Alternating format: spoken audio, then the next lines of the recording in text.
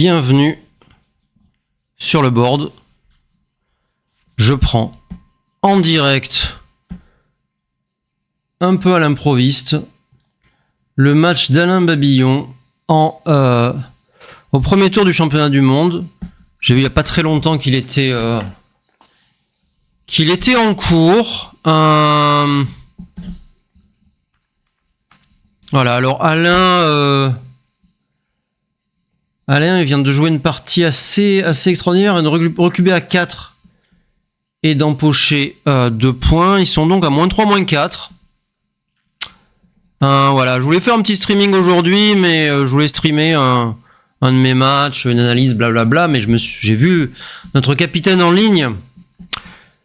Puis-je, à ce point, manquer de déférence que je ne stream pas notre capitaine face à Nevzat Dogan, ancien champion du monde, le Danois Nevzat Dogan, qui a été champion du monde je sais plus quand, je jouais déjà, mais peut-être je jouais pas depuis longtemps, donc mettons il y a 10 ans, ou peut-être un peu moins de 10 ans, je sais pas exactement.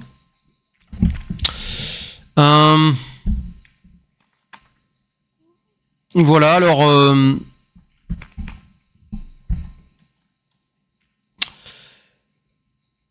on va suivre ce match. En même temps, je vais vous donner des petits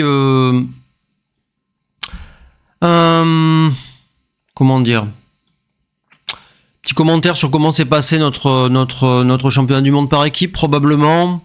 Petite actualité à ce niveau. Voilà, n'hésitez pas à poser des questions. Je vais essayer de suivre en même temps, parce que ça pourrait finir prématurément, donc voilà. Alors Nevzat Dogan est en bas, Alain Babillon est en haut. Donc j'ai mute les commentateurs, qui sont de très bons commentateurs, il n'y a pas de problème, mais ils parlent en anglais. Moi je vous donne un commentaire en français. Alors exceptionnellement, j'ai pas demandé l'autorisation, parce que c'était pas absolument prévu de faire ça. Mais enfin, je pense que Mark Olsen ne m'en voudra pas. Il m'avait laissé streamer sans problème la dernière fois la finale de l'UBC. Bienvenue sur le board. Alors, donc -3, -4, la vidéo a été envoyée, je l'ai même pas vu partir, par Alain. Alors dans les positions où il y a un petit peu de gammon, on envoie très vite à -3, -4, étant donné que 4 points nous donnent la victoire, et que le potentiel de recube de l'adversaire est assez faible. L'adversaire doit passer assez prudemment, comment dirais-je, dès que le gammon est un peu menaçant. Bon, faut pas exagérer ce genre de concept évidemment, mais voilà. Et Alain Babillon a une très très bonne position, bien sûr.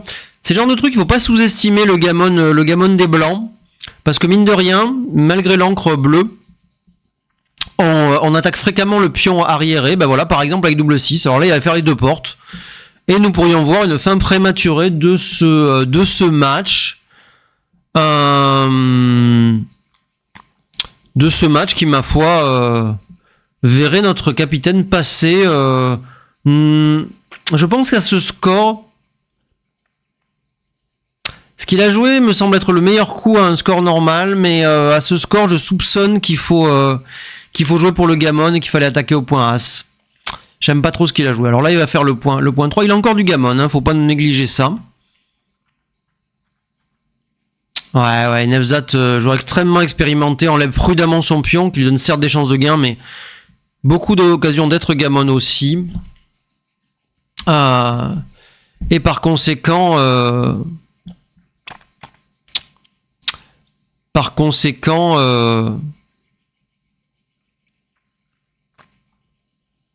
est-ce que le son marche? J'ai l'impression que le son marche pas.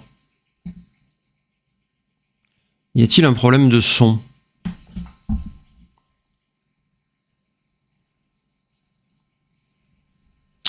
J'ai l'impression que le son ne marche pas. Est-ce que c'est vrai? J'ai l'impression que le son ne marche pas. Si le son marche très bien. Ok. Je vais vérifier ça. Il n'y a personne pour me dire si ça marche ou si ça marche pas. Bon, vous l'avez en différé, c'est tout. Alors, Alain a perdu l'essentiel de ses chances de gammon, mais il est très bien placé évidemment pour gagner cette partie. Il a 6-2 et quelques doubles, double 6, double 5, double 4 qu'il laisse, mais il tire 4 et 1. Double 3, son adversaire s'en va. Bon, c'est une position assez simple, il n'y a pas besoin de beaucoup de... Ok, double 2, il sort quand même 4 pions. Et Nevzat, évidemment, s'en va. Alors le 3, je le vois plutôt à l'intérieur, mais bon. Ok. Donc Alain est en passe de mener 15 à 14, moins 2, moins 3. Dans ce match en 17, c'est des beaux matchs au championnat du monde, match en 17. Voilà. Et voilà, c'est fait. Moins 2, moins 3.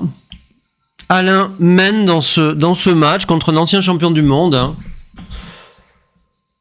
Nevzat Dogan, excellent joueur. Je sais pas exactement, il doit jouer aux alentours de 3,5, je pense. Peut-être un tout petit peu plus. Salut Facteur Pat. Content de te voir. Content de te voir. Ouais, j'ai décidé de prendre à l'improviste. Je voulais faire un stream aujourd'hui, mais je pensais streamer un match analysé, mais j'ai décidé au dernier moment de streamer plutôt le match d'Alain. J'ai vu qu'Alain était en ligne, mon coéquipier, mon capitaine, et mon ami également. Un très bon joueur, un des meilleurs joueurs français. Il a remporté le Pôle France cette année, avec une moyenne en dessous de 4, je ne sais plus exactement combien, mais une très bonne moyenne. Et avec cette chaleur, mieux vaut rester chez soi. Ça se discute, parce que à Marseille, moi j'ai pas la clim et je meurs de chaud. Ouais. Les petites petits criquets là, petits cigales, comme vous voulez. Ce sont, c'est pour marquer un peu ma provenance géographique. Alors, on va quand même commenter le match avant qu'il disparaisse. Nevzat a envoyé assez tôt. Et Alain est dans un Magame 3 et As. Je suis pas sûr qu'ils doivent fermer avec le... Ouais.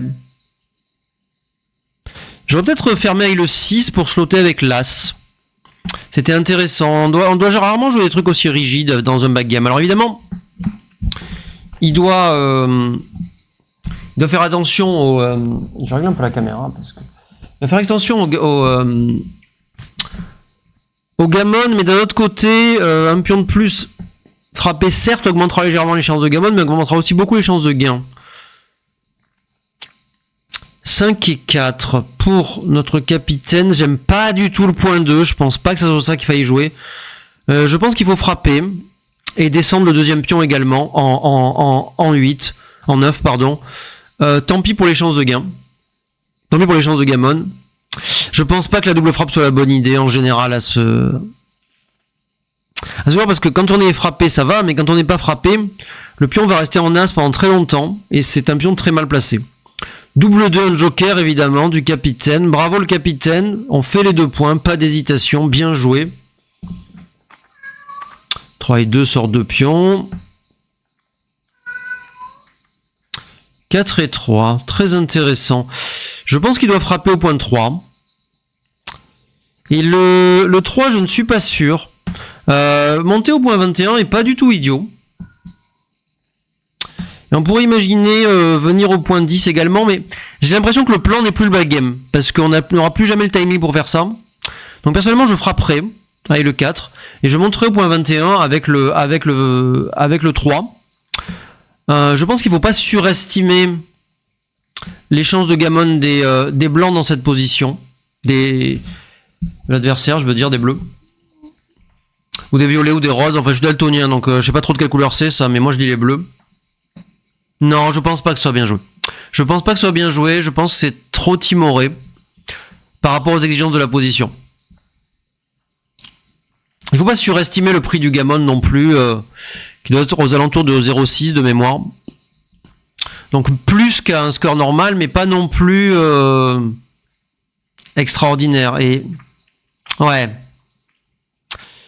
Là, en ayant joué aussi passif, il se retrouve un petit peu dans les cordes, Alain. Je pense qu'il a pas dû bien jouer cette phase, très honnêtement. Alors je peux me tromper, t'es un très très bon joueur, il se peut tout à fait qu'il ait raison et moi tort. 3-1, j'aime beaucoup par contre. Monter pour pouvoir sortir avec des 6 et des 5, c'est absolument ce qu'il fallait faire. 4 et 2, il va fermer l'as et slotter au point 2. Très bien joué. 6 et 5, il part du point 3, très bon coup évidemment. Ce point 3 n'a pas trop d'intérêt. Ouais, c'est ça qu'il doit jouer, oui, non, je pense pas qu'ils doivent casser le point 6. C'est largement surjoué. Il doit venir au point 6. Ouais. 13-6, bien joué. Le pion laissé au point 13 contrôle. Oui, tout à fait, un coup standard. Il n'y a pas besoin de sortir. On craint pas vraiment l'attaque à l'intérieur. Ok, 4 ferme le point 2. Et As, on fait un peu ce qu'on peut, bien joué.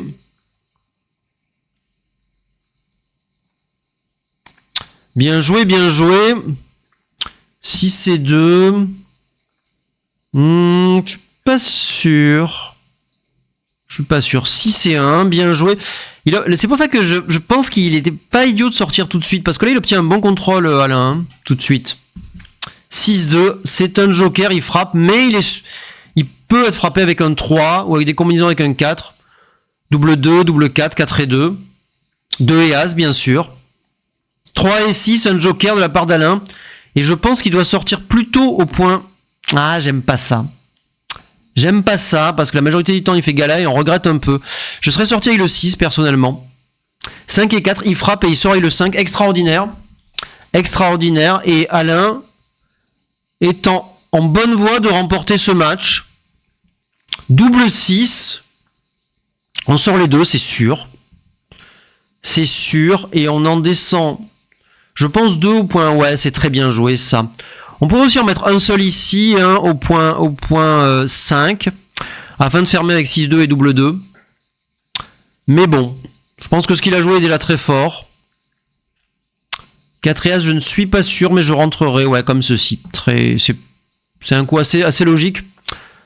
Alors, Nevzat a repris du poil de la bête en rentrant...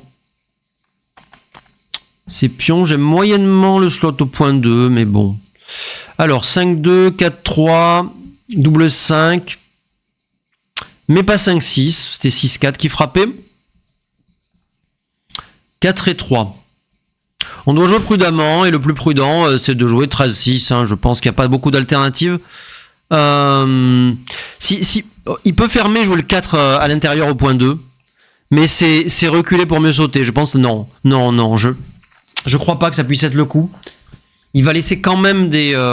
Bon, il est récompensé, hein, puisque le coup que moi j'aurais joué laisser le double 5 en frappe. Mais j'ai l'impression que... Ah non, le coup que je préconisais laissait que 5-2 et 4-3, non. Je sais pas. Il a peut-être raison, parfois il faut être très très prudent à ses scores. J'aurais pas joué ça, mais il est possible que je me trompe complètement. 5 et 2, là il a pas le choix, par contre il doit rentrer un pion. Et 6-4, ouais, tout à fait. 6 et 2, ça passe à côté. Et Alain est sur le point, ma foi. 2 et As. Ferme le board. 5 et 4, ça va au point As. Pas le choix. Voilà, double 6, double 5, laisse une frappe.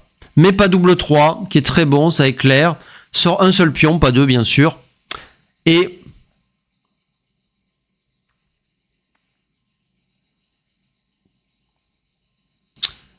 Et sauf miracle, Alain va passer au second tour du championnat du monde de Monte-Carlo.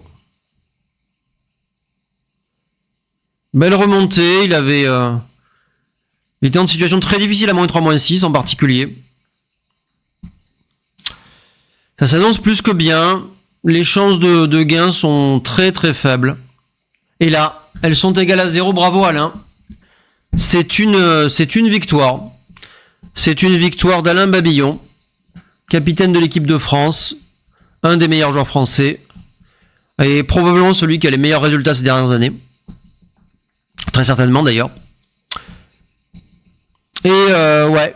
Alors Alain est réputé être un joueur assez rapide, hein, et pourtant il lui reste 3 minutes 46. Nevzat, lui, il lui reste 30 minutes. Ouais. Alors, je dirais que la gestion du temps est meilleure chez Alain. Hein. Il faut utiliser son temps. Hein. C'est pas vrai qu'on joue aussi bien en gardant 30 minutes à la pendule que...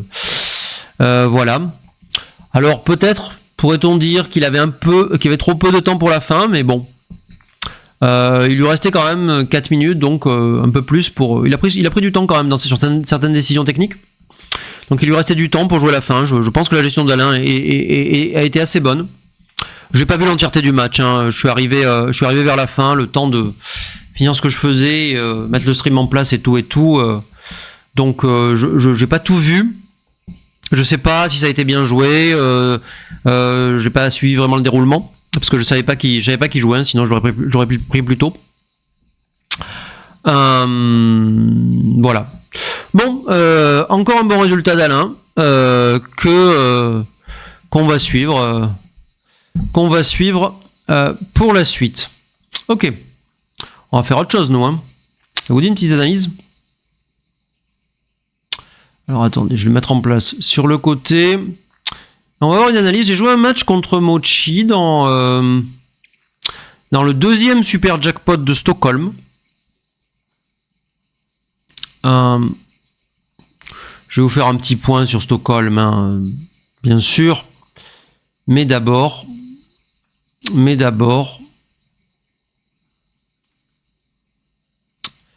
je retrouve ce match. Et le voici.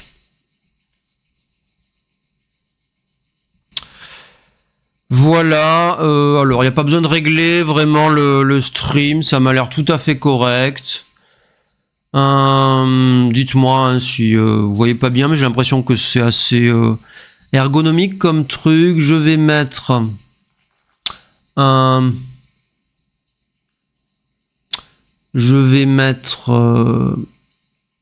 je vais enlever la barre d'outils qui ne sert à rien. Voilà. Alors peut-être petit retour rapide sur Stockholm. Hein. Je pense que vous avez déjà les infos pour l'essentiel d'entre vous, mais bon, ça, je l'ai pas fait. J'étais assez pris, puis j'avais des millions de matchs à analyser pour être tout à fait franc. Mais en gros, l'équipe de France n'a pas conservé son titre, et comme vous le savez certainement, on a été éliminé in extremis des phases de poule. En ayant pas trop mal joué hein, pour l'essentiel d'entre nous, pour ce que j'en sais en tout cas. Voilà, on a été éliminé sur un scénario assez catastrophique où il suffisait de marquer un point contre les Allemands dans la dernière ronde pour qu'on se qualifie. Plus même d'autres facteurs que je passe, mais on a perdu 5-0 le match contre les Allemands, hein, qui sont probablement la meilleure équipe du monde, hein, mais bon, perdre 5-0, c'est quand même très serré. Alors on a des choses à se reprocher, on n'a pas très bien joué. C'est mon plus mauvais match de la phase par équipe, personnellement. Je sais que Stéphane a aussi pas très bien joué, même si le match était court. Il a pris une mauvaise décision. Enfin bon, on a sans doute des choses à se reprocher, mais c'est toujours le cas. Hein. Et bon, perdre 5-0, c'était quand même assez sévère. Voilà. Bon. Mais bon, peut-être plus important, l'ambiance était vraiment super. On a bien,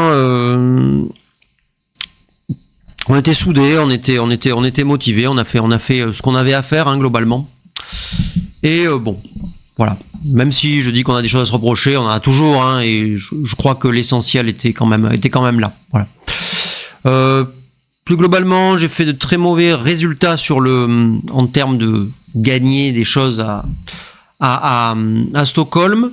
Donc on a 7 échecs par équipe. J'ai perdu la première ronde du main et la troisième ronde du second chance. J'ai perdu aux 2 premières rondes du super jackpot. Enfin des 2 super jackpots que j'ai fait. Cependant, j'ai affiché un très très bon niveau de jeu. Beaucoup mieux qu'à Beaulieu. Hein. Plus d'un point de moins qu'à Beaulieu. Et donc je suis quand même assez content. Il faut pas se concentrer sur les résultats à court terme, mais plutôt sur le niveau de jeu. Et même s'il y a des choses à corriger, hein, comme vous allez le voir dans ce match, je suis quand même assez content globalement. J'ai joué des bons joueurs. Et malgré ça, j'ai quand même réussi à afficher un bon niveau. Donc voilà, je suis assez content de moi. Si je joue comme ça, si je joue comme ça tous les tournois, mon objectif de passer G1, un de ces jours est tout à fait réalisable. Pour le dire comme ça. Voilà. Et petite cerise sur le gâteau, j'ai un peu mieux joué, même si bon, c'est un faible échantillon, donc on peut dire que c'est la variance, mais j'ai un peu mieux joué la phase par équipe, où j'ai joué en dessous de 3. Que la phase individuelle où j'ai joué légèrement au-dessus. Ce qui est plutôt bien, je préfère que ce soit dans ce sens que dans l'autre. Ok. Donc je joue Mochi, première ronde du Super Jackpot qui était retransmis en direct. Voilà, donc il y a déjà une analyse online faite par un commentateur qui commentait en direct. Mais bon, je pense que c'est quand même intéressant que je vous donne mon avis sur les coups. Aussi, voilà, il commentait en direct, donc c'était forcément un peu superficiel. Non pas que le commentateur était mauvais, loin de là, mais bon, moi j'ai fait une analyse un peu plus approfondie et je peux m'arrêter, mettre la position sur Extreme Gammon si j'en ai besoin, etc. Répondre à des questions aussi puisque je le fais en live et puis je le fais en français, donc c'est quand même une des idées de la chaîne. Ok. Alors, match en 11, j'ouvre 5 et As. Je vais enlever la bannière de diffusion pour qu'il y ait les flèches qu'on m'a demandé quelquefois. 5 et As, Mochi répond par 4 et As. Attendez, non, je vais me mettre en bas quand même. Hop là. Donc je suis en bas, Mochi ouvre 5 et As. Je tire 4 et As, boum boum. Mochi rentre ses 2 pions. Tout ça c'est standard. Je tire 4 et 3. C'est un pick and pass assez classique. Alors il vaut mieux frapper, on peut frapper là ou là, mais il vaut mieux enlever le pion qui est le mieux placé. Bon, ça gagne un point de plus à la course, mais surtout s'il fait un point le prochain coup, s'il fait une ancre, ça sera vraisemblablement le point 4 et pas le point 5. Et le point 5 est quand même un peu plus fort que le point 4, d'une manière générale. C'est pas un gros écart de frapper au point 4, mais tout de même. 5 et 6. Il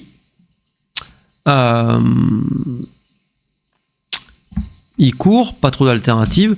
2 et As, je frappe et je joue au fond. Pas trop de réflexion non plus. 4 et 3, il ancre et il descend un pion. Logique. 6 et 4. Alors 6 et 4, c'est peut-être le premier moment où je me suis arrêté pour réfléchir parce qu'il n'est pas tout à fait évident qu'on doit faire le point 7 alors qu'on peut courir en étant en avance à la course. Mais enfin bon, courir ça laisse quand même les 2 plus 5-2 plus 6 As et 4-3 6-4 et double 5 également. Voilà. Bon, c'est un peu beaucoup, certainement. Et faire le point. Alors, c'est pas le meilleur point du monde, dans la mesure où on prime pas vraiment le point 4. On prime pas vraiment les ancres.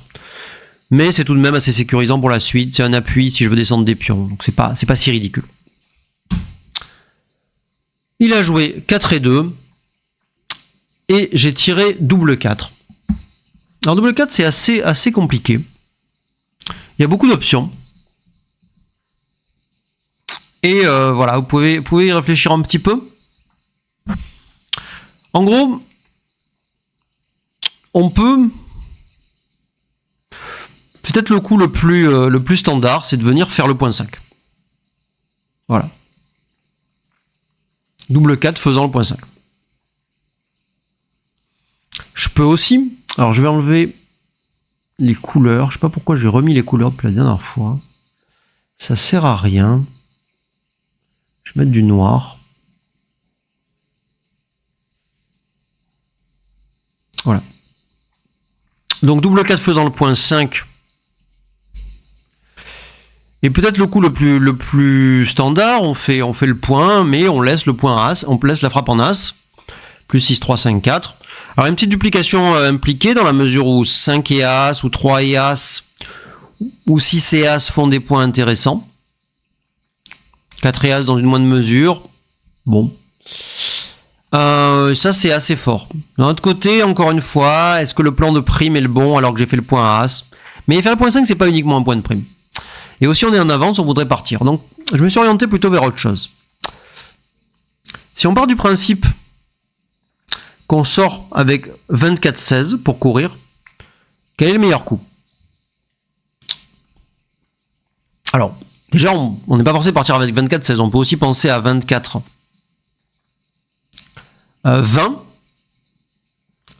donc ce coup, et descendre les 3, pour pas laisser la frappe. Bon.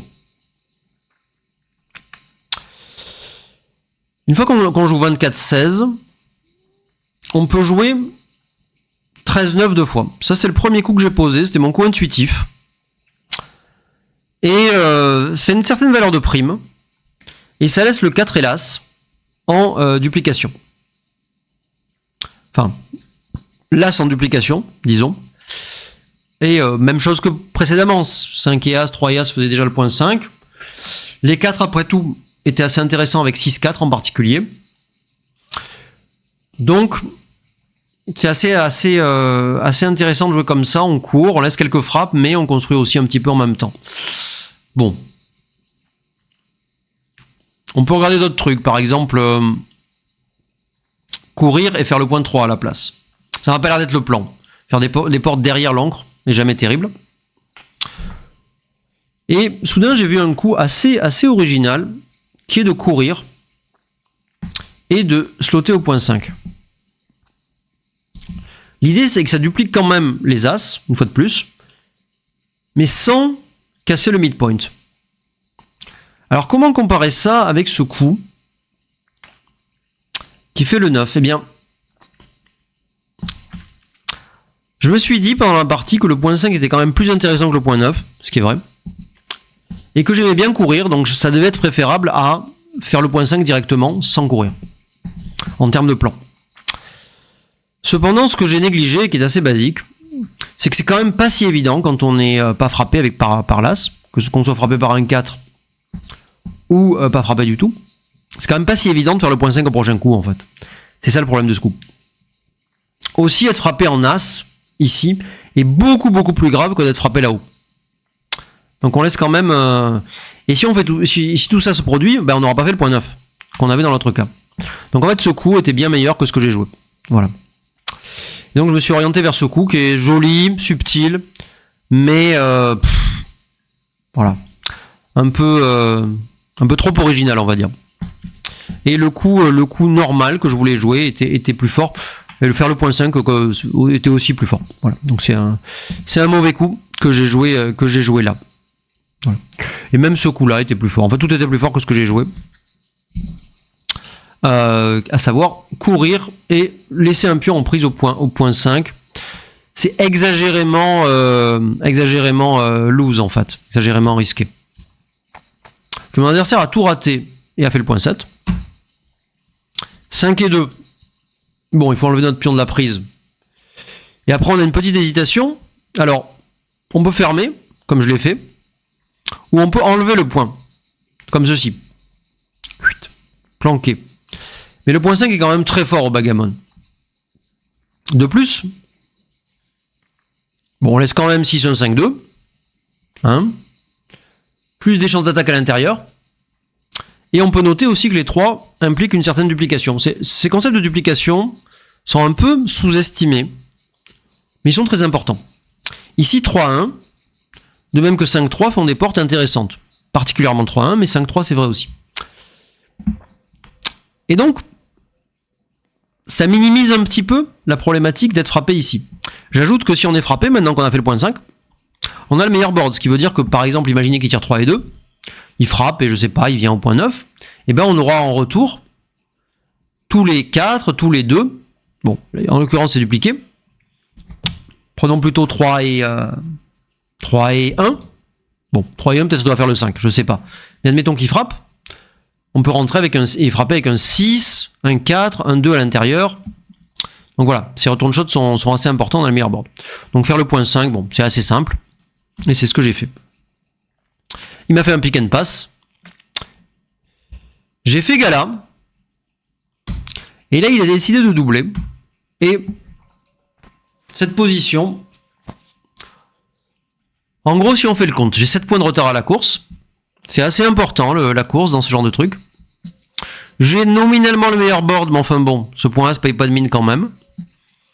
Et surtout, il a des très bons jets et du gammon. Alors les très bons jets sont 6-1, 5-2, 4-3, qui frappe ici.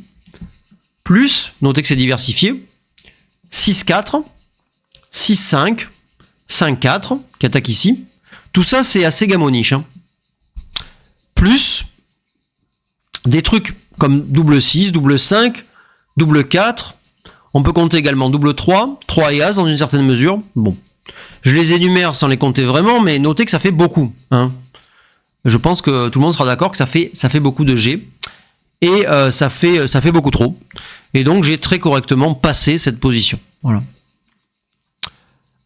C'est un gros pass, hein. C'est moins 200 de prendre. On a quelque chose comme 26% de chance de gain et 26% de gammon contre nous. Donc beaucoup trop peu. Je passe et mon adversaire mène 1-0. Je joue la deuxième partie par 6-5, je cours. Il fait le point. 4 et As. Alors pour l'instant c'est assez simple ce qu'on voit, mais c'était un match très très compliqué. Hein.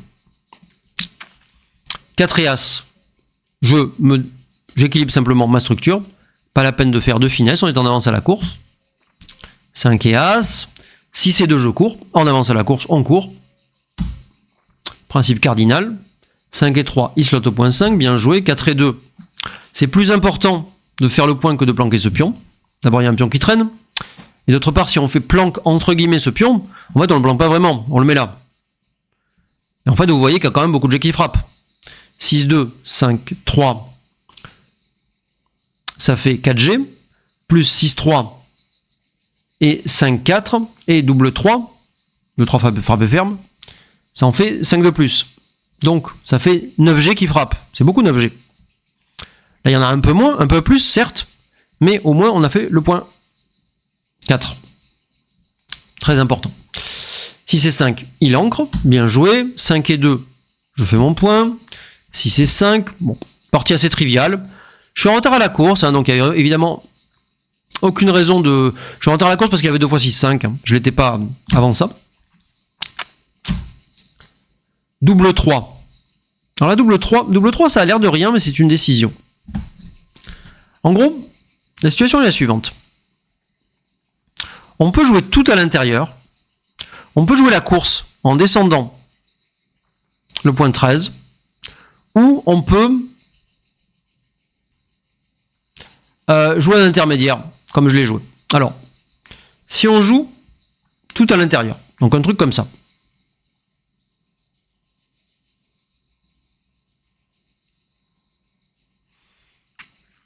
Le truc, c'est qu'on va avoir du mal à libérer ces points. Et on est déjà un peu strippé. Déjà, 6 et As laisse une frappe au prochain coup. C'est pas terrible. Bon. Donc ça, je l'ai rejeté assez vite. Par ailleurs, on peut jouer la course. Vous allez me dire, tu es en avance à la course. Tu as donc un très bon argument pour jouer cette descente. Oui, mais je suis en avance de 5 points. Si on considère qu'il a le trait, c'est une course quasiment égale. Hein, légèrement supérieure pour moi. Alors que dans ce vis-à-vis, c'est plus dur pour lui de libérer ce point, qui est plus loin tout simplement, que pour moi de libérer celui-là. Plus exactement, il va arriver à court de timing plus vite. Hein, par conséquent, ce vis-à-vis m'avantage dans une situation un peu de course à peu près égale. Donc j'ai décidé de garder ce vis-à-vis, mais de ne pas jouer non plus tout à l'intérieur où j'avais plus de timing, mais plutôt 11-5 qui libère quand même ce point, tout en gardant une certaine souplesse, et fermant le point 5, ce qui ne gâche rien. Bon. Il s'en va, j'avance, il tire double 5, je tire 3 et 2. Bon, là, c'est un gros double.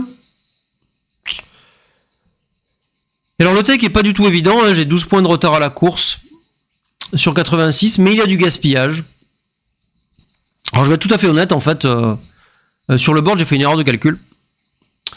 Et donc j'ai pris assez rapidement. Alors que le take est très difficile, mais c'est effectivement un petit take. Bon. Peu importe. Mais bon, 12 points de retard si on considère qu'il a quand même du gaspillage, avec un trou au point 4 qui est pas sûr de se combler. Ce troisième pion sur le 3 et des pions 8 et 7 qui vont se déverser, regardez, avec des 6 et des 5 sur les points 2 et 3. Le take est compréhensible, disons. Voilà. Alors je vais pas m'attarder énormément sur cette partie qui n'a pas d'intérêt. Il a tiré des doubles, j'ai tiré des doubles, nous avons tiré des doubles. Et à la fin il a gagné. Bon, il marqué 2 points. Très bien. « 3-0 pour le méchant. Le numéro 1 mondial, Mochi. Je n'ai pas dit mon dernier mot. Il ouvre 6-2. Je frappe avec 2 et As. Bon. Une petite hésitation sur jouer à l'arrière ou à l'avant. En général, quand vous avez strippé le point 8, c'est mieux de jouer par là. Sauf si vous êtes très en retard au score. Très en avance, pardon. Bon, peu importe. 4 et 2. 4 et As, je ferme le point. 5 et 2. Coup très subtil. Meilleur que de courir tout du long. Mochi court et se connecte avec le pion du point 22. Notez aussi que les coups qui attaquent ici et font une porte comme 4 et 3 ou 5 et 4 sont des 4, et donc une duplication.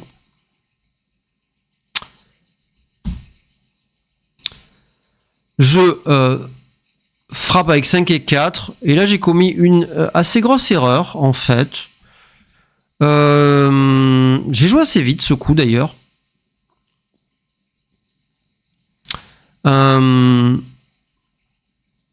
Je croyais pas trop à la double frappe en fait, qui dénude toute ma structure. Mais d'un autre côté, j'ai quand même pas mal d'attaques et il n'a pas vraiment développé de contre-jeu si ce n'est le point 11. D'autre part, en jouant comme j'ai joué, je joue un peu pour la prime. Ce qui se heurte à deux principes généraux. Le premier, c'est que je suis en avance à la course. Donc a priori, le jeu de prime, c'est pas le plan. Même si on peut arguer que je me laisse les deux options. Je laisse quand même les 6 en retour. Hein. Vous savez que laisser les 6 de la barre, c'est jamais une bonne idée. Enfin, rarement une bonne idée. Également, si l'encre au point 3, j'aurai une position un peu difficile à gérer. Hein. On peut le visualiser. Si se met au point 3, ma prime sera un peu dévaluée. Hein. Bon. Et pire encore, s'il fait 4 et 1 ou 5 et 2 et qu'il ancre sur un point plus haut. Hein. Voilà. Et mon blitz, c'est pas si ridicule en fait. Hein. Je laisse pas plus de frappe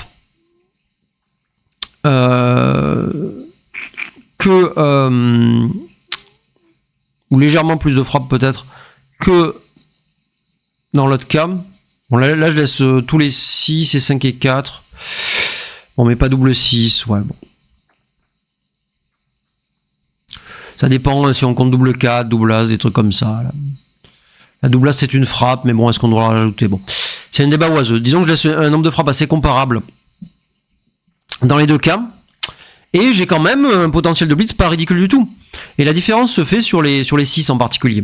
C'est-à-dire 4 et 6, 5 et 6, je suis tellement content d'avoir joué comme ça. Tellement content.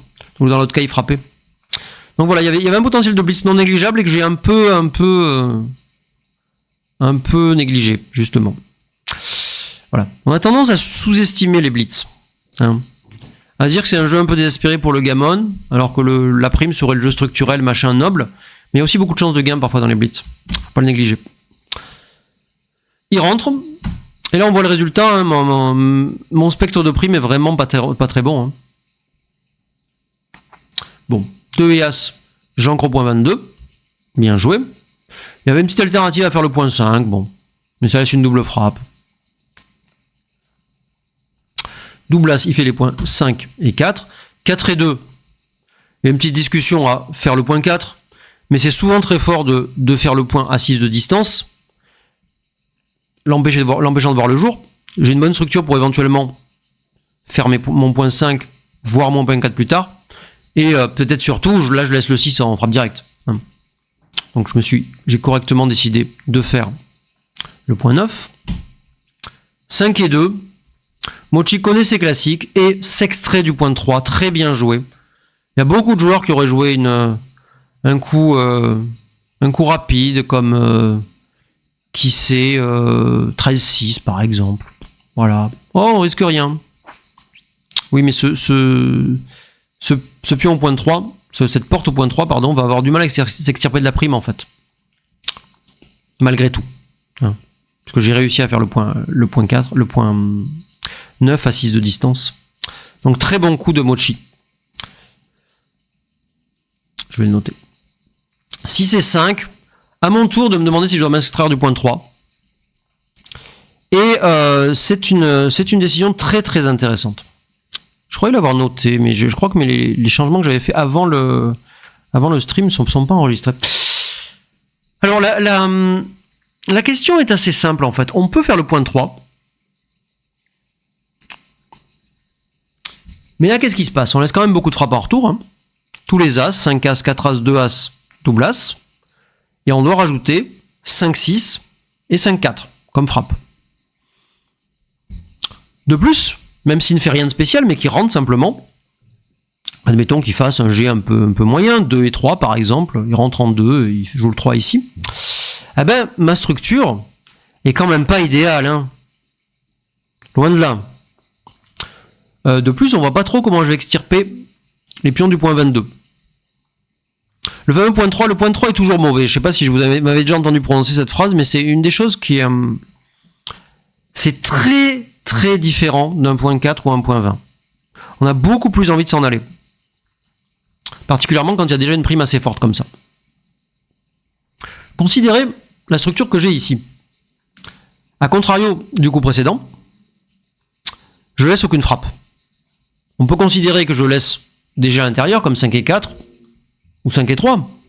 Mais bon, ça veut dire qu'il casse sa prime quand même. D'autre part, même ces G-là me laisseront un retourne shot avec les As. Qui fait 5 et des retourne shot à l'extérieur souvent. Mettons qu'il fasse 4 et 3 par exemple. Je frappe avec As6, 2, 5, 4, 3. 4 As, 2 As, double As. Voilà. De plus, je suis en avance à la course. Et donc partir du point 22 a un intérêt majeur. Voilà. C'est le genre de coup que je pense que des bons joueurs vont jouer enfin peut-être pas automatiquement, mais vont en tout cas considérer très sérieusement. Alors que des joueurs intermédiaires vont se ruer sur Citron. Je le dis, bon, c'est pas pour lui casser du sucre sur le dos, je trouve que son commentaire était très bien par ailleurs.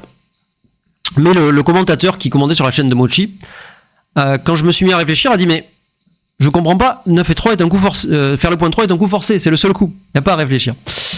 Puis quand j'ai joué 22-11 et qu'il a vu l'ordi en direct, il a dit ah oui, ah oui bien sûr. Donc je suis assez content d'avoir joué ce coup, même si honnêtement c'est pas très compliqué pour quelqu'un qui a un peu d'expérience dans ce genre de position. Mon adversaire a tiré double 3, un joker, et il m'attaque, indispensable puisque je suis en avance à la course. 5 et 2, je rentre. Autre coup très difficile. Autre coup très difficile. Bon, on rentre en 2. Et peut-être le coup automatique de la plupart des joueurs, c'est de venir au point 18.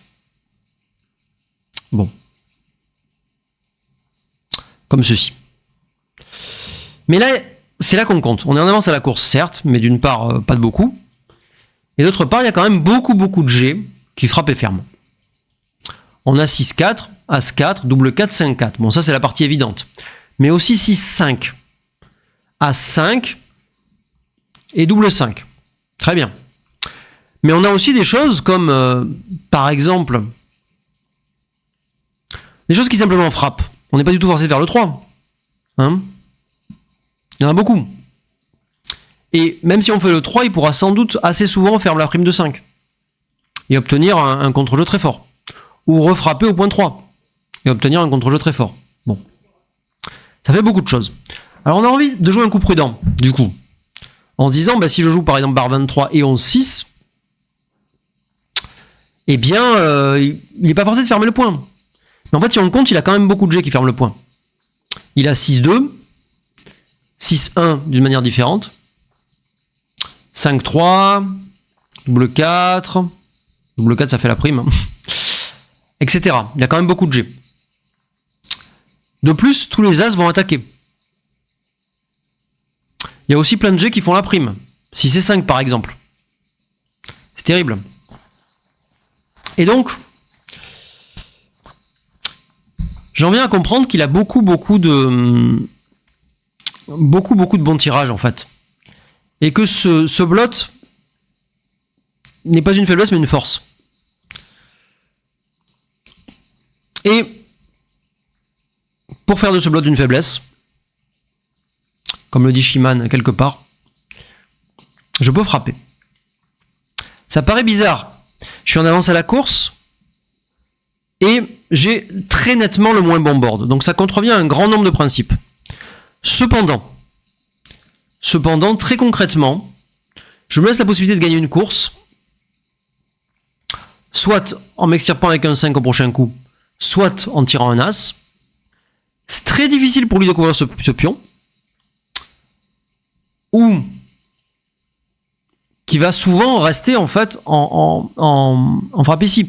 Et surtout, il ne bénéficie pas de tous ces jets comme 6 et 5 qui faisaient auparavant, ou 6 et 4, ou 5 et 4, il y en avait beaucoup en fait, qui faisaient auparavant le point 7. Par conséquent, ça a une valeur de distraction, et en même temps, ça lui laisse des mauvais jets. Un jet comme A6, qui était auparavant un très bon jet, devient un jet très maladroit. Et donc très concrètement, c'est de très loin le meilleur coup. Bar 18, le coup intuitif, je pense, de beaucoup de joueurs, qui était aussi mon coup intuitif, aurait été une erreur assez conséquente.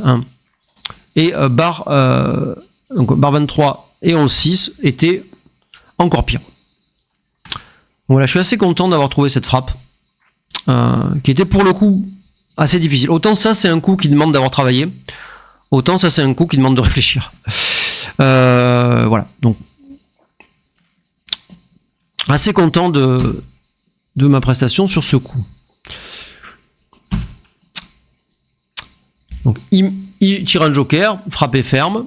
Bon, c'était pas écrit. Même là-dessus, j'ai le 2 et 6 en réponse. Il frappe en réponse, je fais gala.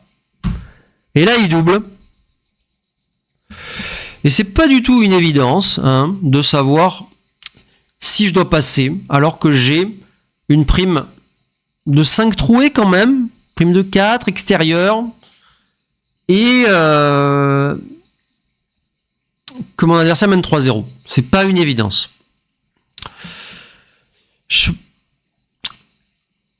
C'est typiquement le genre de position où notre adversaire a pas mal de gammon, mais on a aussi beaucoup de chances de gain.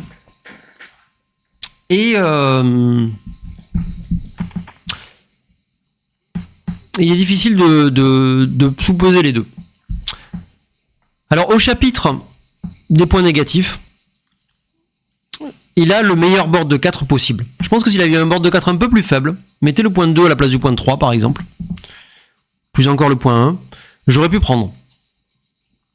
Je pense également que le fait que mon pion soit le point 2 est un désavantage parce qu'il peut attaquer avec des 6 parfois. Il y a également des plans de prime tout à fait vivants en faisant le point 7, le point 8.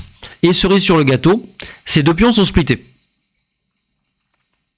C'est-à-dire que s'ils étaient sur la même case, il aurait plus de mal à s'extraire du point de ma prime extérieure.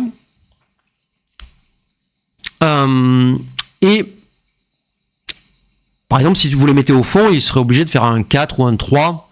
Là, vous voyez qu'il y a les 3, les 2, les As qui vont sur des points où il va avoir le jour, comme on dit. Donc il y a beaucoup de choses. Et dernièrement, je pense que ces 8 pions à l'extérieur donnent des chances considérables de gammon à mon adversaire. En général. Un point intérieur m'aurait permis d'avoir plus de contre-jeu.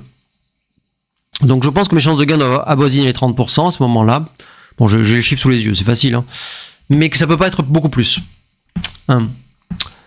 Voilà. Et enfin, il y a des choses assez concrètes. Voilà, je fais toujours cet exercice de dérouler un peu léger. Alors lui, il a des bons jets, c'est pas ça la question. Mais surtout, mettons qu'il frappe pas. Eh ben moi, j'ai des mauvais jets. Parce que ma prime extérieure n'a pas de spare. Il n'y en a pas de pion pour se défendre. Typiquement, je tire As4 ou 2-4. Eh bien, regardez à quoi ressemble le 4. Est-ce que j'ai envie d'aller au point 2? Est-ce que j'ai envie de casser ma prime en jouant ça? Voilà, pareil pour un coup comme 2 et As. Je veux bien ancrer. Et où va l'As? Pareil pour 2 et 3, etc. Donc on voit, parfois il ferme le point 8 et je tire 2 et 6. Voilà, les 5 sont assez difficiles aussi d'une manière générale. On tire As5, bon on va sortir très bien, mais est-ce qu'on est vraiment content? Donc en fait concrètement ma position n'a pas beaucoup de résilience, de timing. Et donc tout ça m'a amené à un pass qui était correct. C'est pas un pass énorme. C'est assez rare de passer en étant autant en retard au score quand on a une prime de 4 dans ce genre de position. Mais là, la situation concrète, ma mauvaise flexibilité et la très bonne disposition de mon adversaire m'ont amené à un pass qui était très correct. Je suis assez content. De manière générale, cette partie a été traitée était très difficile en fait, et a été traitée, je trouve, assez correctement de ma part. J'ai fait juste une erreur, je sais plus sur quoi. C'est quoi mon erreur? Ah oui, une erreur dans l'ouverture de 5 et 4, qui était trouvable, je pense. Mais bon, faut pas trop se flageller non plus, j'ai quand même pris de bonnes décisions dans cette partie. Voilà. 4e partie. Alors je vous préviens, je vais pas faire une session de 2 heures cette fois, parce que il fait à peu près 800 degrés à Marseille. Alors moi j'ai ouvert toutes les fenêtres, mais j'ai pas la clim. Alors, si j'avais la clim, j'aurais pas ouvert toutes les fenêtres. Et donc il fait extrêmement chaud. Voilà. 5 et 4, on descend 2 pions. En retard, il faut jouer comme ça. Et oui, c'est Marseille bébé. Bon, il fait très chaud, mais je préfère quand même être à Marseille qu'à Paris. Bon, d'une manière générale, à peu près tout le temps. Mais encore plus par les temps qui courent. 5 et As. Donc, mon adversaire... Alors, 5 et 4, je descends 2 pions. C'est ce qu'il faut faire quand on est en retard. Voilà. Et personnellement, comment dire, je pense qu'il y a des joueurs qui joueraient l'autre option, qui donnent des positions plus simples parce qu'en face c'est Mochi. Mais je pense que c'est une mauvaise approche à plus d'un titre, même s'il est évident que Mochi est favori contre moi. Même si, vous allez peut-être le voir si on a le temps, je le ferai peut-être en 2 parties du coup. Même si vous allez le voir, il n'a pas particulièrement prouvé dans ce match. Mochi est nettement favori contre moi. Mais je pense que c'est mettre en très mauvaise disposition que de jouer d'une manière apeurée. C'est-à-dire, je vais pas jouer un truc compliqué parce que le mec est trop fort. Bah ouais, mais vous allez prendre de très mauvaises décisions en faisant ça, à mon avis, si vous approchez le match comme ça. Et d'autre part, c'est l'occasion quand même de jouer des positions intéressantes contre Mochi. Hein. Si vous jouez que des courses, d'abord il va vous battre quand même. Hein, vous allez jouer 2, il va jouer 0,3. Mais en plus, bon, on a envie de le voir à l'œuvre. Hein. De manière générale, si j'ai envie de dire, il est plus fort, je le sais, mais qu'il le prouve quand même. Bon. Ok, donc il tire 5 et As, comme il connaît son métier, il slot au point 5, ce qui est le bon coup. 4 et 3, alors on peut faire le point 5, mais évidemment, c'est plus fort de frapper. Frappe, et le 3, on descend pas parce que ça se triple midpoint, principalement. Donc on joue au point 21. Ça, c'est assez trivial. Il contre-attaque. Je refrappe. Il refrappe. Nous refrappons. Il y avait une option de faire le point 20. C'est pas ridicule. Mais bon, j'ai décidé de frapper. Bon, ça se discute. C'est pas entièrement évident. Les 2 coups sont assez proches en réalité. Double 5, il fait le point 3 sur ma tête. 3 et 6, je fais gala. Mauvaise idée. 2 et As. Il m'attaque et il se déploie parce qu'il a 3 pions sur le point 22. 3 et As, je rentre un pion. 4 et 2, il ne peut pas fermer son point 5, donc il frappe. Et il descend un pion au point 11 pour fermer le point 5. Le pion au point 11 est toujours très bien placé quand on a un slot au point 5. Double 3, je refais gala. Et là, il y a une idée. Quand même, devait-il doubler? Alors, c'est d'autant plus difficile qu'il est en avance au score. Alors, premier élément, tant que vous jouez pas contre un joueur du top mondial, c'est me jeter un peu des fleurs que de dire ça, mais tant que vous jouez pas contre un très bon joueur, on va dire ça comme ça, doubler cette position, parce que vous verrez des gens passer. Hein. Bon. Cela dit, Mochi me connaît, je pense qu'il me connaît suffisamment pour savoir que je ne vais pas passer cette position. Maintenant, faut-il doubler quand même? Donc là, c'est objectivement un double, hein, c'est ça la question. Il y a quand même une position très forte, hein, si on ferme le point 5 et que l'adversaire... Question difficile. S'il fait gala, c'est probablement un pass. Mais si on ferme le point 5 et qu'il rentre mollement, mettons, qui tire AC6, demi-gala, est-ce que c'est un pass? C'est pas évident. C'est pas évident. On peut la mettre. On peut la mettre. Mais la question n'est pas du tout évidente, en fait. Comme ça. Maintenant, on peut s'accorder sur le fait que quand on ferme, et qu'il fait gala, que je fais gala, du coup, c'est un pass. Et à partir de là, c'est déjà pas mal de séquences, hein, parce que fermer, on est assez favori pour fermer. Et il y a 25% de G qui font gala. Alors le fait de mener 4-0 donne un recul très très fort à l'adversaire. Raison pour laquelle j'aurais jamais passé dans cette position. Même si peut-être qu'à 0-0, c'est un pass.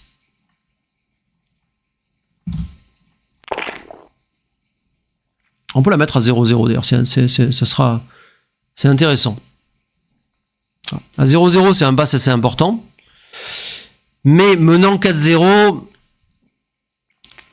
je pense qu'il est clair pour n'importe quel joueur expérimenté que le potentiel de recube compense dans des positions qui sont quand même de type blitz, hein, malgré tout, même si c'est un hybride entre blitz et prime. C'est des positions à long terme, on aura beaucoup de temps pour utiliser les vidéos. Donc ça compense assez largement, c'est moins 130 qu'on a à 0-0. Hein. Je rappelle que si l'adversaire mène 4-0, que j'envoie un vidéo à 4, je peux marquer 8 points, c'est très grave, voilà, ce genre de truc. Et donc c'est 6,7% de gamons qui sont inscrits là deviennent bon. Ok, on va mettre le score. Admettons, bon, il a tiré 2 et 1, donc la plus petite fermeture possible, et maintenant il double cette position. C'est un pass assez net. Assez net. Mais je suppose que c'est pas un pass si j'ai rentré un pion, ne serait-ce qu'en as. Ouais. Et encore moins en 4. Ouais. Tout ça est vrai. Maintenant, il a tiré un jeu un peu meilleur. Il a tiré le 6. Pion n'était pas là, c'est ça? Attendez, je reviens au... Ouais.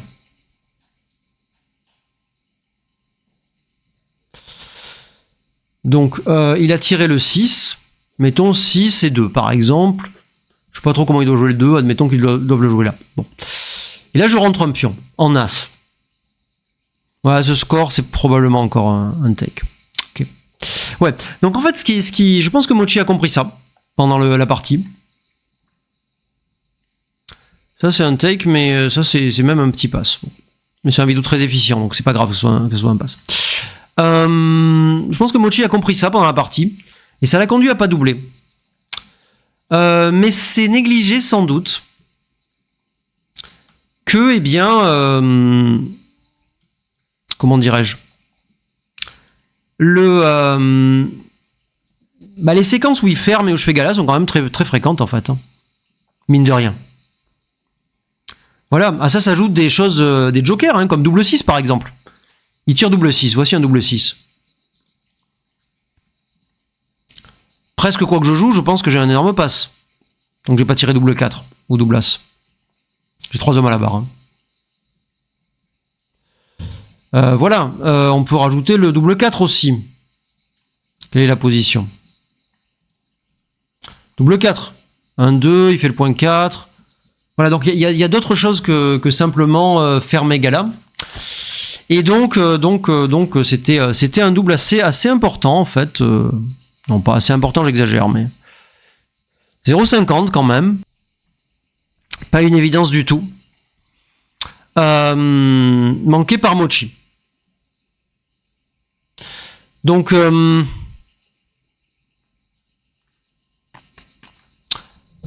manqué par Mochi. Bon.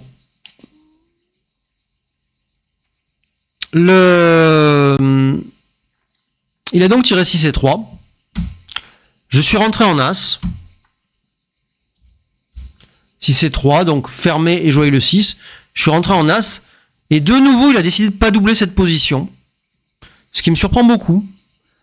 C'est encore un take, mais c'est très léger. Il a joué 3 et 2, joué comme ceci. Je suis rentré et faisant de nécessité vertu, j'ai frappé en 3. Il a refrappé avec 4 et 2. J'ai joué 2 et 3. Créé un backgame, et là il n'est plus question de doubler. J'ai réussi à avoir une position défensive assez forte. 5 et 3, il court. 3 et 1, je fais la porte. Double As. C'est assez difficile ce double As. Il a hésité longuement entre faire le point 9 et faire le point 7 et 10. Donc entre faire ceci et faire cela. Il a fini par faire ça. J'avoue trop, je sais pas trop le raisonnement. Probablement ça concerne le fait que c'est pion du point.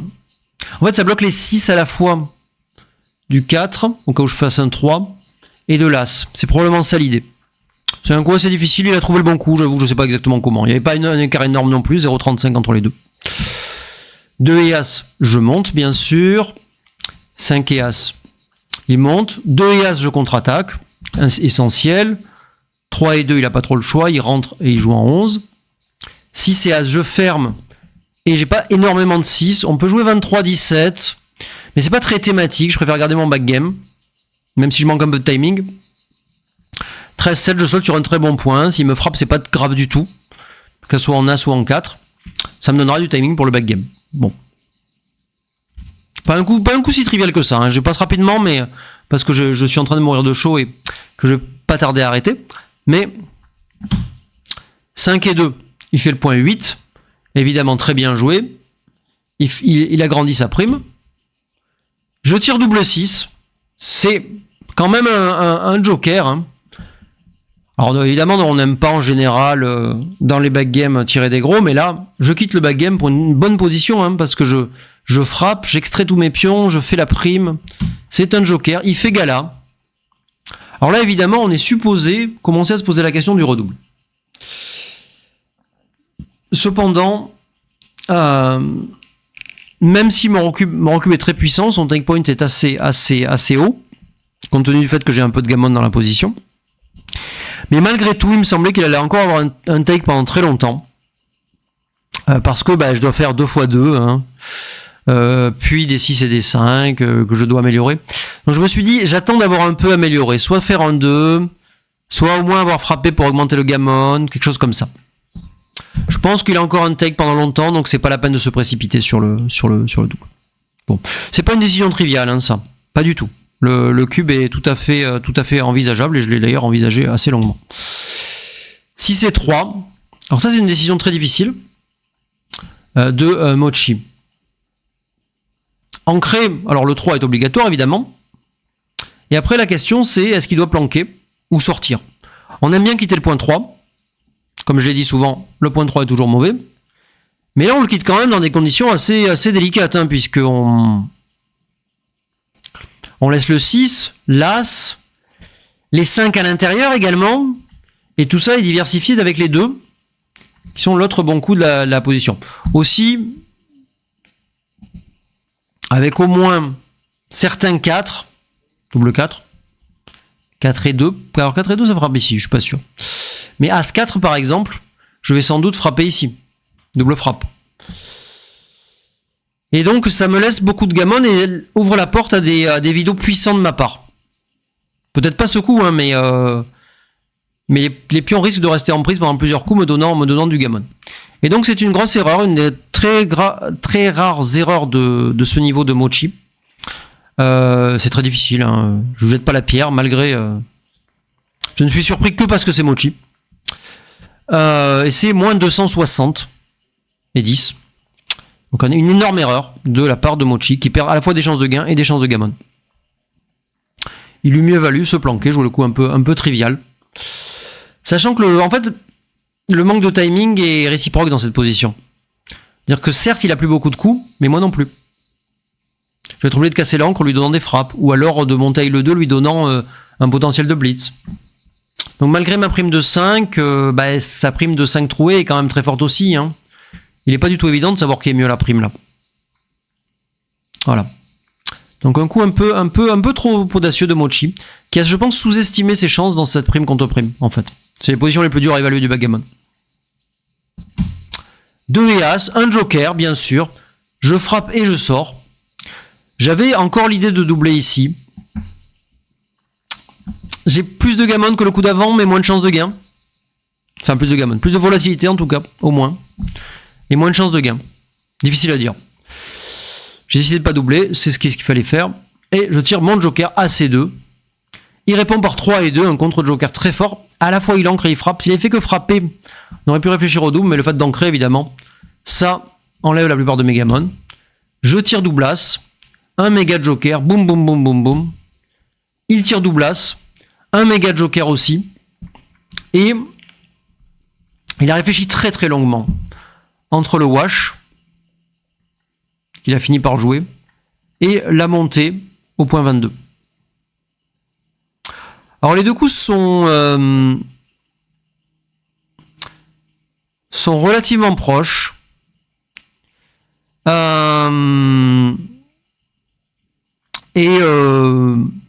Personnellement, je pensais pendant le match que ça était très très supérieur. Ce qui est une mauvaise évaluation de ma part. Hein. Mochi a eu raison d'hésiter. Alors, il se trouve que c'est légèrement supérieur de jouer comme ça, mais pas autant que je l'aurais cru. Et en fait, son espérance de gain dans ce backgame sans timing est quand même étonnamment élevée. Alors moi, j'avais prévu mon coup depuis longtemps. Une fois qu'il avait joué ça, j'ai décidé de redoubler, estimant qu'il avait une décision très très difficile. Alors je me doutais qu'il allait prendre, compte tenu du fait qu'il avait réfléchi une demi-heure entre les deux options. Mais je pensais honnêtement, compte tenu du score, qu'il devait passer. Parce que j'ai quand même une prime de 5 qui emprisonne ses pions, même s'il a du contre-jeu contre mes propres pions arriérés. J'ai des frappes en indirect avec un 3. Même s'il est vrai qu'ils sont dupliqués avec le 3 ici, donc As-3, même 5-3 d'une certaine manière, 2 et 3. Et sa prime me paraissait, enfin son backgame et sa prime me paraissaient manquer de timing. Donc je pensais que c'était un pass assez conséquent en fait, pour être honnête. Mochi a décidé de prendre, fidèle à son style tranchant. Et je dois dire que c'est un pass mais très très léger. Alors j'ai pas fait de rollout, si ça se trouve c'est même un take. Et quoi qu'il en soit, c'est pas une grosse erreur et peut-être même une bonne décision contre un adversaire moins fort que lui, étant donné que la position est extrêmement complexe. Et que c'est légèrement asymétrique dans le sens où ses décisions vont être plus faciles que les miennes. Et en plus, il est un peu meilleur. Donc c'est peut-être une bonne décision contre moi. Bon, même si... méfions-nous de ce genre d'ajustement, surtout que bon... Mochi est meilleur que moi, mais il n'est pas non plus à 90% de chance de gain. Hein. Faut pas rigoler. Voilà. Bon. En tout cas, une décision très intéressante, une position très complexe qu'on pourrait analyser longuement. Je vais pas le faire parce que j'ai trop chaud. Je vais juste finir la partie et en finir avec cette analyse. Double 3. Alors après, donc double take, le vide. Et donc chez lui, double 3, je fais gala. 4 et 2, c'est une sorte de joker, puisque en fait tous les deux seraient des jokers. Hein. C'est plus important de tirer un 2 que de tirer un 3, hein, largement. Il monte. 4 et 2, c'est un assez bon tirage de ma part également. Je monte au point 20, très important. 3 et 1, il planque son pion. 3 et 2, je monte encore au point 20. Et j'ai une très très bonne position. 5 et 3, c'est un très mauvais tirage. Il aurait évidemment préféré faire un 6. Il décide d'attaquer parce qu'il n'a pas le choix. Je tire double 5, qui est un bon tirage. Alors pour une raison que je ne m'explique pas vraiment, l'ordinateur préfère attaquer au point As, augmentant les chances de gammon très légèrement. L'idée principale étant que sur un As, eh bien je peux ressortir frapper ici, qu'il y a certains 2 où c'est maladroit, il est obligé il préférait peut-être avoir le pion au point As, je sais pas. C'est surtout les As. As5 par exemple, As3 dans une certaine mesure. Alors As3 je dis n'importe quoi parce qu'As3 il va jamais frapper. Bon. Mais bon, c'est assez mystérieux et il n'y a pas beaucoup d'écart avec le coup que j'ai joué, qui est de sortir tous les pions dans l'objectif de contrôler l'extérieur. S'il tire un 6, il voit ma frimousse. 5 et 2, 4 et 3. Je rentre le pion. Alors c'est apparemment une erreur assez considérable. L'ordinateur préfère descendre 2 pions. Alors c'est à la fois pour le contrôle, c'est-à-dire s'il sort un 6, mettons 6 et 1, j'aurais beaucoup plus de frappe que dans ce cas-là. Mais aussi pour au prochain coup pouvoir faire assez souvent ce point. Vous voyez qu'avec 3 et 2, 6-2, 6-3, double 3, et même double 2, je fais le point 9. Ce qui est assez fort en fait comme combinaison face à ces... Si je veux faire gammon, fermer le point 9 est une bonne idée. Le laissant enfermer le plus longtemps. Et si je le ferme rapidement, vous voyez qu'il va sans doute casser son board. Parce qu'il est à court de timing. À moins qu'il ne tire un 6 rapidement. 3 et As. 6 et 5, il s'en va. 6 et 3, je le rate. 6 et 2, il s'en va et il planque son pion. Frappe, évidemment, et le 6 et As. Il a décidé de frapper, c'est pas du tout évident. Il pouvait aussi jouer ça. Hein. Moins risqué. Légèrement supérieur, en fait. 6 et As, évidemment, je sors. Il y a quelques risques à rester au fond, là, en fait. Hein. Bon, déjà, j'ai pas de 6 très séduisant. Mais aussi, je pourrais très bien de jouer double 5 au prochain coup, rester enfermé. On a vu ce genre de scénario se produire. Hein. As3, il décide de ne pas frapper. Là, c'est plus intéressant à monter ici. C'est bien joué. La course est maintenant tout à fait gagnable pour lui, pour peu qu'il tire des 6 rapidement, voire un double 6 à un moment. 4 et 3, je pars le double 6, ça c'est bon. Pas forcé, mais c'est souvent intéressant de bloquer le double 6 dans ce genre de position. 5 et 3, je reste en arrière, espérant qu'il tire un enfin, j'espère pas vraiment qu'il tire un 6, mais disons que s'il tire un 6, je serai là pour l'attendre. 3 et 2, 4 et As, 4 et 3, 3 et 2, double As. Voilà, je reste un peu loin. Double 6, force. Si je veux pas laisser un pion, c'est assez forcé. Mon adversaire s'en va. Je rentre. Il y a malheureusement plus beaucoup de gammon. Hein. Mais quand même un petit peu. Un petit wash et je sors de pion. Et qui sait, je pourrais faire gammon. Je pourrais faire gammon. Pas après double 5. Et mon adversaire sort un pion. Et je marque 2 points. Nous sommes maintenant à 4 à 2. Et c'est un match qui va encore être long, encore être riche. Mais je suis désolé, il fait trop chaud. Je vais devoir m'arrêter. Voilà. C'était un plaisir pour moi de commenter Madame Babillon, de vous donner un peu des nouvelles. J'espère pouvoir refaire un stream d'ici mon départ pour mon prochain tournoi, qui est Aachen. Je suivrai très certainement aussi Aachen, donc c'est Aix-la-Chapelle, hein, ça commence le 10 août. Il y a le championnat du monde de double, où je participe avec mon partenaire, coéquipier, ami, Olivier de Culto, et To Be Continued exactement, et suivi d'un tournoi individuel, bien sûr, qui est le Charlemagne Open. Et donc ça sera du 10 août au 16, je crois. Et voilà. Mais d'ici là, j'espère refaire un stream. Je suivrai bien sûr le championnat du monde et notamment le championnat du monde des copains. Il y a Alain, il y a d'autres joueurs bien connus de nos services qui jouent. Des joueurs qui sont aussi des amis à moi et que vous connaissez pas forcément. Donc quelques Marseillais, Eric Pinson par exemple, joue le tournoi principal. Je sais pas ce qu'il a fait la première ronde. Bien. Je vous donnerai des nouvelles de tout ça, j'espère. Je ferai au moins un stream d'ici mon départ pour Aachen.